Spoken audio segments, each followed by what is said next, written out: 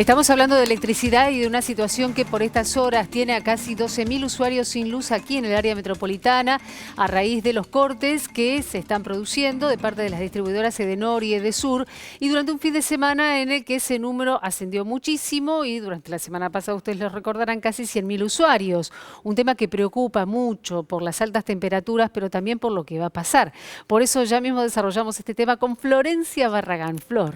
Así es, Silvi, porque mucha preocupación por el tema de la luz, sobre todo para el que no tiene electricidad y no un par de horas. Hay gente que está sin luz hace varios días, quiere saber, bueno, qué va a pasar, ¿no? Claro, mira, zona de Palermo, zona de Villa Crespo, bueno, estamos hablando de Capital Federal, ni que hablar de la zona del conurbano bonaerense que realmente ha resultado afectada, Lomas, Lanús, Banfield, Adrogué, Ituzaingó. Hay gente que no tuvo luz durante casi 4 o 5 días. Sí, desde el martes pasado. Claro. Así es, muchos días y todo lo que eso te impacta, ¿no? Para comer, refrigerarte en días de tanto calor.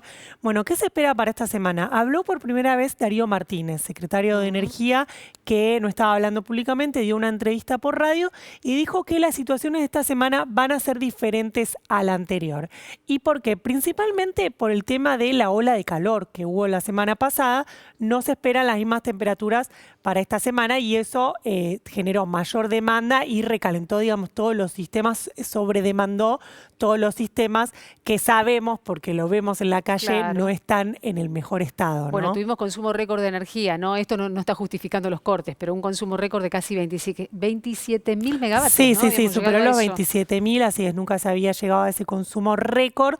Como te digo, consumo récord con un estado del sistema de distribución que no es el mejor, al contrario. Todo lo contrario, ¿no? Claro. Así que se combinaban esas dos cosas. Bueno, con respecto a la demanda, entonces no se espera que se produzca esa demanda récord porque no van a haber las mismas temperaturas. Y en ese sentido, atención, porque las empresas por ahora no se les volverá a pedir esto que pasó el jueves y el viernes pasado, que se les pidió reducir el consumo a empresas, obviamente, que no tengan que frenar una máquina y eso les impida seguir operando, ¿no? Flor, una consulta. Bueno, desde muchos sectores lo que planteaban es se les pidió a las empresas esto, pero los cortes también se produjeron de todas maneras.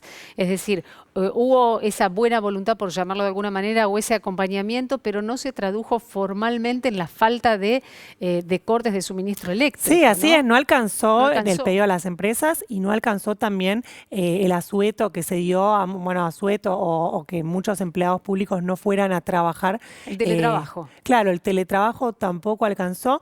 Y esto, lo cierto, también el secretario de Energía hablaba de la demanda por la mayor actividad económica, que eso en algún sentido puede ser cierto, pero también al estar en enero hay muchas fábricas que de por sí cierran en enero. El otro día de algunas empresas me contaban porque en enero, bueno, mucha gente se va de vacaciones, la planta en algún momento del año tenés que frenar para hacerle muchas mejoras. Y sabés que hablamos también con un sector comercial, el de los pequeños comerciantes. Por ejemplo, estuvimos en Villa Devoto la semana pasada.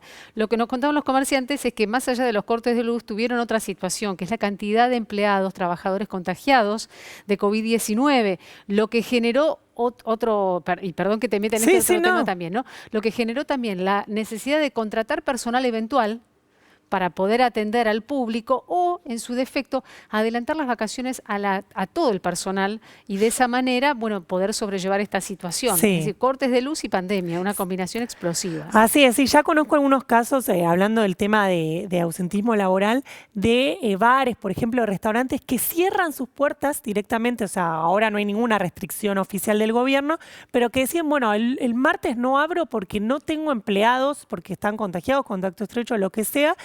Así que se está dando esa situación y viendo los registros del mercado laboral aumentó muchísimo el empleo temporal por esto de las vacaciones y también por el tema del COVID. Así que estamos viendo cómo el COVID y también el tema de la energía ya te está impactando en la actividad económica de enero, que los datos los vamos a tener más adelante, pero que va a tener un impacto esto en la economía.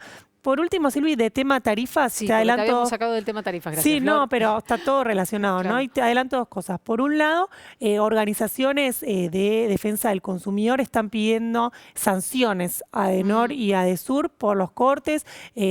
Cortes, como decíamos, gente que estuvo más de, no es que fueron un par de horas, que ya de por sí eso es traumático, pero fueron días.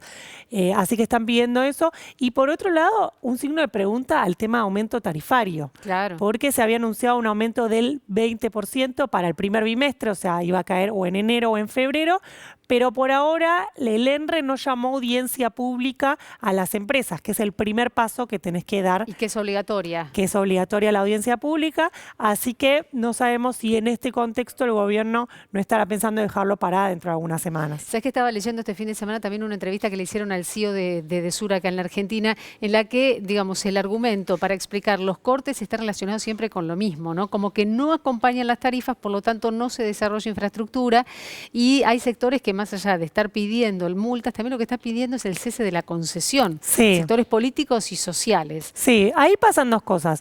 Por un lado, sí, es cierto que las tarifas quedaron muy retrasadas ante la inflación durante los últimos 2 años, pero por el otro lado también ocurrió que cuando se les dio tarifas a las empresas distribuidoras, tampoco eso se tradujo en una fuerte inversión. Entonces se tienen que dar las dos cosas. Bueno, si se aumentan las tarifas para los usuarios, que a la vez haya alguien monitoreando el tema de las inversiones, y no que ese aumento de tarifas se traduzca en una mejora de la rentabilidad de las empresas, que está perfecto que eso pase porque son empresas, claro. pero a la vez son empresas de un servicio público que de por sí tiene que ser un servicio público que es monopólico, porque vos no podés tener 80.000 empresas distribuidoras, Claro. porque necesitas una o dos por el tema de cables y todo, digamos. Es un servicio que de por sí tiene que ser monopólico y así es como está dado este servicio público. Así que eso, como decías, está el tema de las inversiones y después también comentabas otro tema. No, lo que planteaba el tema tarifario atado a las inversiones, lo que decías recién. Sí, así es, Lo que sí. podría llegar a Es una suceder. entrevista en el diario Clarín, ¿no? Sí, aparece por allí. Así es. Florencita, muchas gracias. Seguimos hablando del tema ahora con Pablo.